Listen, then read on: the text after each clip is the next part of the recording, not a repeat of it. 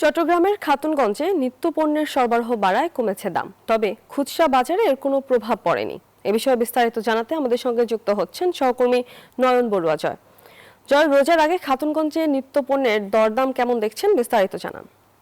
ধন্যবাদ তমা আপনাকে। আমি দেশের বড় ভোগ্যপণ্যের বাজার খাতুনগঞ্জে এসেছি।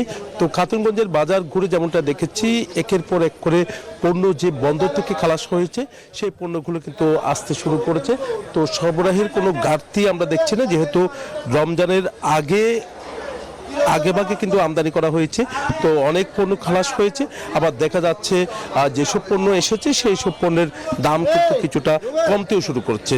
তবে খেজুরের দামটা কিছুটা বাড়তি রয়েছে গত রোজার চেয়ে। এবার রোজার আগে খেজুরের দামটা কিছুটা বাড়তি বলে আমাদেরকে জানিয়েছেন। তবে অন্যান্য যে পণ্যগুলো রয়েছে, তো ছোলা থেকে শুরু করে অন্যান্য পণ্য, সব ধরনের পণ্যের দামটা এবার কম আছে বলে আমাদেরকে জানিয়েছেন। আমরা দেখতে পাচ্ছি এখানে 78 থেকে শুরু করে 83 টাকার মধ্যে ছোলা আছে, আরও কম দামে ছোলাও কিন্তু আছে।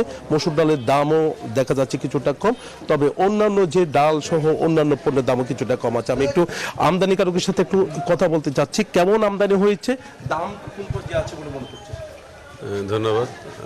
রমজানের পণ্য আমদানি অনেক বেশি হয়েছে। আপনারা জানেন যে চাহিদার অতিরিক্ত পণ্য আমদানি হওয়াতে বাজারে সরবরাহ বেড়েছে। দামও গত বছরের তুলনায় এবছর প্রায় 20 থেকে 30% কম আছে। বিশেষ করে রমজানের মূল পণ্য যেটি ছোলার দাম গত বছর এবছর প্রায় 20 থেকে 30% কম আছে। যে পণ্য আমরা গত বছর বিক্রি করেছি প্রায় 95 থেকে 100 টাকায়, সেটি এবার এখন বিক্রি হচ্ছে 70 থেকে 80 টাকার মধ্যে। অর্থাৎ আমরা কথা বলেছি আমদানিকারকের সাথে, তিনি যেমনটা জানিয়েছেন যেভাবে আমদানি হয়েছে সেভাবে দাম কমছে। এইভাবে যদি কমতে থাকে তাহলে রমজানের মধ্যে তেমন কোনো সংকট হবে না, দামও কিন্তু এত বাড়তি থাকবে না। এই ছিল আমার এখানকার সর্বশেষ। ফিরে যাচ্ছি স্টুডিওতে তমার কাছে। জি জয়, ধন্যবাদ আপনাকে।